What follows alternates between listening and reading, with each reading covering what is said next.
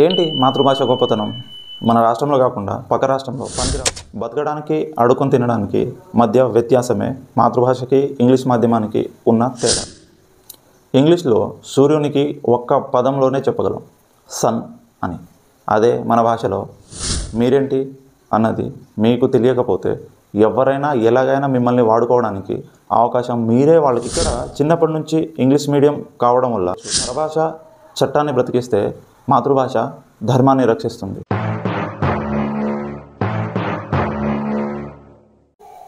ఏంటి మాతృభాష గొప్పతనం? మన రాష్ట్రంలో కాకుండా పక్క రాష్ట్రంలో పనికిరాదు కదా, ఎందుకు చదువుకోవాలి? వేరే రాష్ట్రానికి లేదా దేశానికి వెళ్ళి ఏదైనా ఉద్యోగం చేయాలి అనుకుంటే ముందు ఇంటర్వ్యూ క్వాలిఫై అవ్వాలి. అది ఇంగ్లీష్లో ఉంటుంది. అసలు మనం తెలుగులో ఎందుకు చదివాంరా నాయనా అని తిట్టుకునే వాళ్ళు ఎంతమందో. ఒకటి గమనించండి, తెలుగు చదివితే తెలుగు రాష్ట్రాల్లోనే బతకొచ్చు, కానీ ఇంగ్లీష్ చదివితే ఇంగ్లాండ్ దాకా వెళ్ళినా కూడా అడుక్కొని తినాల్సిందే. బతకడానికి అడుక్కొని తినడానికి మధ్య వ్యత్యాసమే మాతృభాషకి ఇంగ్లీష్ మాధ్యమానికి ఉన్న తేడా. డబ్బులు డాలర్లో వస్తుంటాయి, కరెక్టే. మరి అదే డాలర్లు పోసినా కూడా నయం కానీ జబ్బులు వస్తున్నాయి కదా, దాని సంగతి ఏంటి? మరి ఇక్కడ బతికితే రోగాలు రావంటారా? The big answer is no. మీరేంటి అన్నది మీరు ఉంటే పరిస్థితి నిర్ణయిస్తుంది. అలానే మీ ఆరోగ్యం ఏంటి అన్నది మీరు ఏం తింటున్నారు అన్న దానిపైన ఆధారపడి ఉంటుంది. ఆ తినడమే ఆహారము కావచ్చు, ఆలోచనలు కావచ్చు కూడా. మీరు ఉండే వాతావరణం ఏసీ పెంచుకున్నది, తింటున్నది పిజ్జా బర్గర్లు, చూస్తున్నది ఎఫ్టీవీ కలెక్షన్లు అయితే ఎక్కడ ఉన్న రోగాలు తప్పవు. దాని గురించి కాదు నేను మాట్లాడేది. అయితే ఇప్పుడు టాపిక్లోకి వచ్చేద్దాం. భూమిపైన మనకంటే తెలివైన జంతువులు చాలానే ఉన్నాయి, కానీ మనమే ఎందుకు అన్నింటిలో సృష్టికి ప్రతి సృష్టి చేసేంత ఎదిగాము? ఎందుకంటే అవి వాటి భావాలను, అనుభవాలను వేరే వాటితోటి పంచుకోలేవు. మనకు మన భావాన్ని పంచుకోవడానికి భాష ఉన్నది కాబట్టి. భాష ఒక్కటి చాలు మనకు జంతువు నుంచి వేరు చేయడానికి. అంటే మన జ్ఞానం, మన విజ్ఞానం మన భాషలోనే ఉన్నది. భాష కోట్ల సంవత్సరాలుగా మన పూర్వీకుల అనుభవాల్ని, వారి ఆవిష్కరణలని భద్రంగా దాచిపెట్టిన సంపద. ఒక 100 సంవత్సరాల క్రితం క్యాన్సర్ అన్న పదం లేదు, ఎందుకంటే మనం ప్రకృతితో కలిసి ఉన్నాం కాబట్టి. డిప్రెషన్ అన్న మాటే లేదు, ఎందుకంటే భావాలు పంచుకోవడానికి ఎప్పుడూ మన చుట్టూ మన వాళ్ళు ఉండేవాళ్ళు కాబట్టి.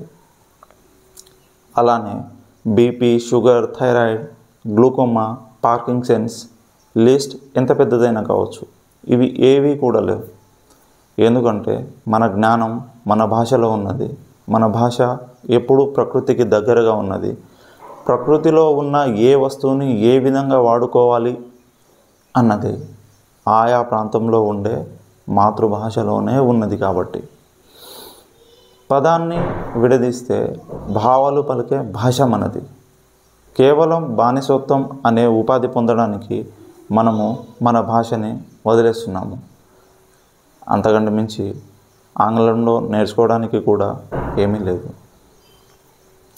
ఇంగ్లీష్లో సూర్యునికి ఒక్క పదంలోనే చెప్పగలం, సన్ అని. అదే మన భాషలో ఉదయకర, భాస్కర, దివాకర, రవి, సూర్యుడు, సూర్యభగవానుడు, ఉషోదయ, అరుణ, ఆదిత్య, అసూరి, అనంత, ఆదిభూత. ఇలా వ్యాకరణంలో పట్టు ఉంటే మనమే ఒక పేరుని సృష్టించవచ్చు. ప్రతి పేరు ఒక భావాన్ని చెప్తుంది, ఒక చరిత్రని దాచిపెట్టగల సత్తా ఉన్నది. గతాన్ని, భవిష్యత్తుని విడదీయలేము, అలానే భాషని, జ్ఞానాన్ని విడదీయలేము. గతాన్ని వదిలేసేంత బానిసత్వం ఇంకొకటి లేనే లేదు. మీరేంటి అన్నది మీకు తెలియకపోతే ఎవరైనా ఎలాగైనా మిమ్మల్ని వాడుకోవడానికి అవకాశం మీరే వాళ్ళకి ఇస్తున్నట్టు. ప్రతి స్కూల్లో ఇంగ్లీష్ మీడియం. మన ప్రభుత్వం చాలా గ్రేట్ కదా.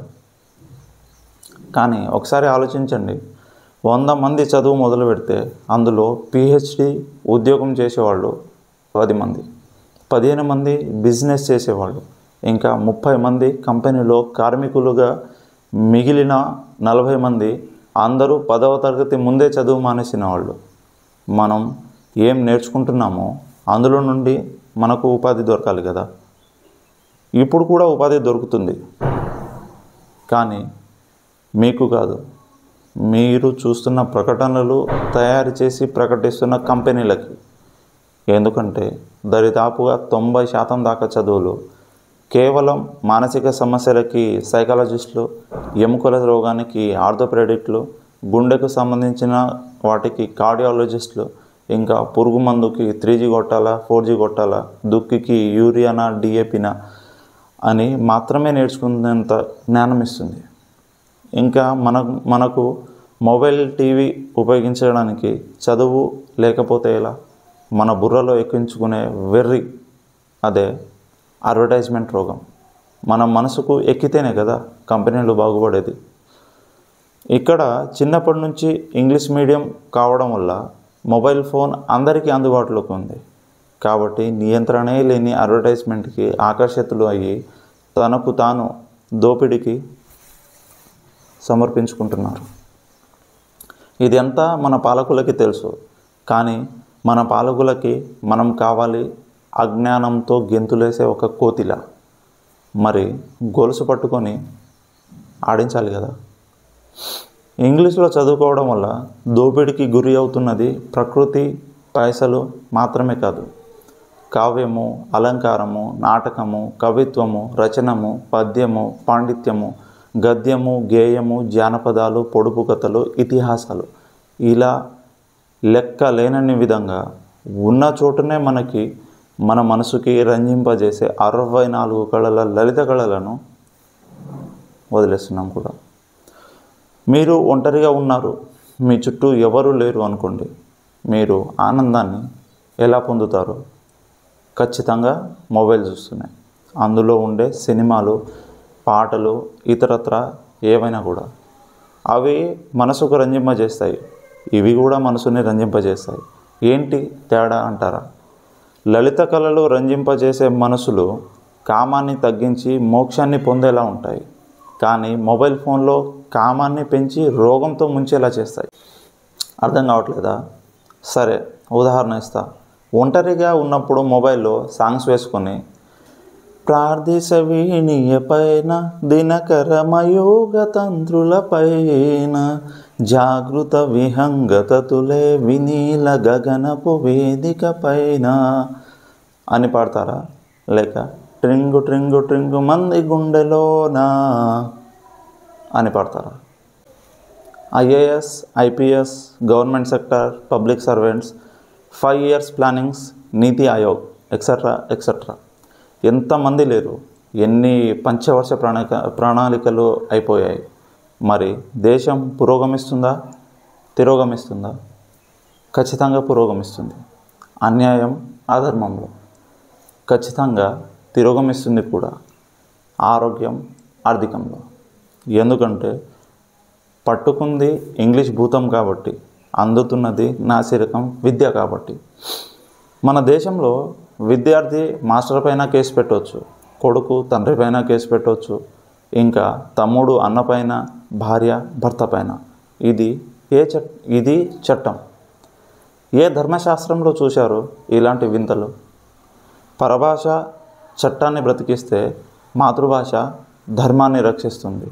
ధర్మాన్ని రక్షిస్తే మాత్రమే మన శ్రమ ఎక్కడా దోపిడికి కాకుండా ఉంటుంది. దేహం, దేశం, ధర్మం కాపాడే బాధ్యతలో నాతో పాటు మీరు పాలు పంచుకోండి. మీరు చేసే ఒక్క లైక్ 10 మందికి వీడియో చూపిస్తుంది. అలానే షేర్ చేయండి, సబ్స్క్రైబ్ చేయండి. వీడియో పైన సలహాలను కామెంట్లో చెప్పండి.